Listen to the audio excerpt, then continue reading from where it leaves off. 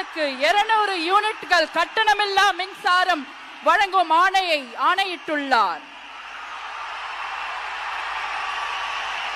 மாண்புமிகு தமிழ்நாடு முதலமைச்சர் அவர்கள் பெண்களின் பாதுகாப்பினை மேம்படுத்தும் பொருட்டு தடுப்பு மற்றும் பாதுகாப்பு யுத்திகளை முதன்மை மற்றும் ஒற்றை இலக்கை கொண்டு செயல்பட சிங்கப்பெண் சிறப்பு அதிரடி படையை உருவாக்குவதற்கு ஆணையிட்டுள்ளார்.